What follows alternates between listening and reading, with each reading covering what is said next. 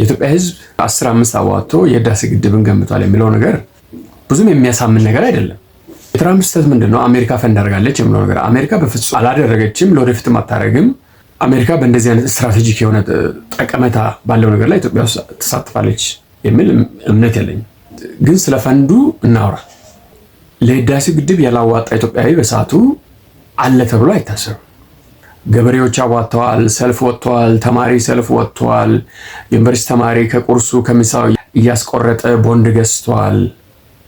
መከላከያ አዋጥተዋል፣ አስተማሪ አዋጥተዋል። የመርካቶ ባለሀብት፣ የመርካቶ ነጋዴ፣ ታክሲ ሾፌር፣ ሚኒስትር፣ ሁሉም በሰዓቱ አዋጥተዋል። ምድር አንቀጥቀጥ ሰልፍ ነው ሲካሄድ የነበረው የህዳሴው ግድብ ድጋፍ ማሰባሰቢያ ማለት ነው ካስታውሳችሁ።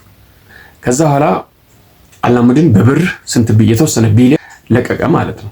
ተሰባስቦ ከዚህ ሁሉ ከሰሜን እስከ ደቡብ ከምዕራብ እስከ ምስራቅ ከገብሬው እስከ መከላከያ ድረስ ያለው በሙሉ ሰልፍ ከወጣና ካሰባሰበ በኋላ 7.5 ቢሊዮን ነው ምናምን ነገር ነው ሪፖርት የተደረገው። እሱ ይገነባል ወይ 86 ቢሊዮን ብር የተገመተውን ህዳሴ ግድብ ወደሚል ጥያቄ ነው የምትሄደው።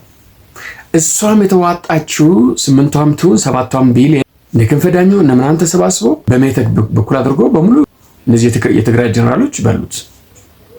ከዛ በኋላ ከየት መጣ ነው አሁን ጥያቄው። እና ይሄንን ከግምት ውስጥ ጋር ካስገባ ምንድነው ዓላማው የነበረው? የህዝቡ የሚያሰባስብበት ከህዝቡ 80 ቢሊዮን ብር ይሰበሰባል ተብሎ ታስቧል? አይመስለኝም። ዓላማው ሴንስ ኦፍ ቢሎንጊንግነስ የኔ ነው የሚል ነገር የኔሽናል አጀንዳ አድርጎ ህዝቡን በአንድ ሀሳብ ዙሪያ ማሰባሰብ ነው የነበረው። ኔሽናል አንድ አይደንቲቲ ፎርም በማድረግ ከፍተኛ አስተዋጽኦ ነው። በዚህ ተሳክቶልናል። ገንዘቡ ዞሮ ዞሮ የትግራይ ኤሊቶች ወስደው ቢያጠፉትም ማለት ነው። ትራምፕ አሁን እያለ ያለው ምንድነው? ሪፖርቱ አለው፣ ያውቀዋል። ብሩ ከሆነ ቦታ መጥቷል። እሱ እኛንን እነ ባይደን ናቸው እነ ኦባማ ናቸው የሰጡት ነው የሚለው። ይሄ አይሆንም። ኢትስ ኢምፖሲብል። የህዳሴው ግድብ በከፍተኛ ምስጢር የተያዘው አንዱ የፋይናንሻል ሶርሱ ነው ይመስለኝ። መንግስትም ሪቪል ማድረግ አይፈልግም፣ ማድረግም የለበትም። ዓለም ሁሉ የሚያውቀው ምንድነው?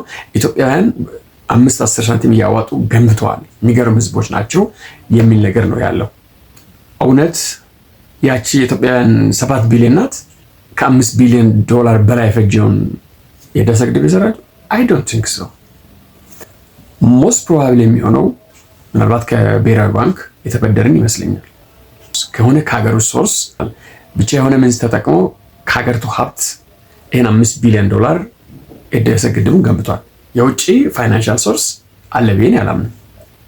ቴክኒካል የሆነ የውጭ ነገር አለ፣ ያው ኦቬስ ነው። እነ ኢታሊ፣ እስራኤል፣ ኢቨን አሜሪካኖቹ ምናምን ተሳትፎበታል።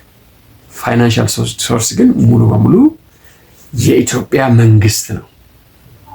እና ትራምፕ የፈንዲንግ ሶርሱን ብጠረጥር ልንገረም አይገባም። ታርጌቱን ግን አቺቭ አድርገናል። ምንድነው ታርጌቱ? ህዝቡ እኔ ነኝ የሰራሁት እንድልና ለዚህ ግድብ እሞታለሁ እገላለሁ እስከ ማለት ደረጃ እንዲሄድ አድርገናል። በነገራችን የዚህ የፈንዲንግ ሶርስ ሊያውቁ የሚችሉት እነዚህ ለሀገሪቱ የሴኩሪቲ ምናምን ምስጢር ቅርበት ያላቸው ሰዎች ናቸው ይህን ሊያውቁ የሚችሉት። ለምሳሌ በጠቅላይ ሚኒስትሩ በጣም እነዚህ የቆዩ ትግራይ ኤሊቶች፣ የህወሓት አመራሮች እነዚህ እና አባዱላ ምናምን ሊያውቁ ይችላሉ እንጂ ይህ አዲስ የመጣ ዩኒቨርሲቲ ተመራቂ ሌክቸረሮች መጥቶ ሚኒስትር ምናምን የሆኑት የሚያውቁት አይመስለኝም። ለምሳሌ የፊሎሶፊ መምህር ሳይንስና ቴክኖሎጂ ሚኒስትር ላይ መጣው እነዚህ ፕላንና ኮሚሽን አሁን ዶክተር ፍጹም ተራ ዩኒቨርሲቲ መምህር የነበረች ናት። እሷ ለዚህ እውቀቱ ይኖራቸዋል በእነዚህ ሰዎች አላምንም። ኢቭን ውጭ ጉዳይ ሚኒስትሩ ራሱ ምናልባት አሁን አክሰሱ ካለው እንጂ እንደማንኛውም ዩኒቨርሲቲ መምህር የነበረ እንጂ የሀገር ደህንነት ጥብቅ አገራዊ ምስጢሮች ሙሉ በሙሉ እጁ ላይ ገብቷል ብዬ እኔ አላምንም። ከገባም በቅርቡ ገብቶለት ሊሆን ይችላል እንጂ በጣም በምስጢር የተያዙ የሀገር ደህንነትና ሉዓላዊ ጉዳዮች ውስጥ አንዱ የህዳሴ ግድብ የፈንዲንግ ሶርሱ ነው። ወደ ሴኩሪቲ እና ወደ ኢንተለጀንሱ በጣም ቅርበት ያላቸው ሰዎች ካልሆኑ በስተቀር ይሄ ዝም ብሎ ከዩኒቨርሲቲ መምህር ነኝ ዶክተር ነኝ ምናምን ያለመጡ ሚኒስትር ላይ ሲሆን እሱ የሚያውቅ አይመስለኝም። እነሱ ገና ስለ ሀገር ስለ ሚኒስትርነት ምናምን እየተለማመዱ የሀገሪቱንም ምስጢር በደንብ አድርጎ እስኪያውቁ ድረስ እድሜ ይፈጃል። አሁን ዶክተር ፍጹም በእርግጥ 7 ዓመት ተለማምዳለች፣ አገሪቱን ማውቃለች፣ አመራር ምናምን ነገር እየለመደች ነው። ያው እኛ ላይ መልመዷ ነው የሚደብረው እንጂ ወደዚህ ነገሮች እየቀረበች ትመጣለች ብዬ አስባለሁ።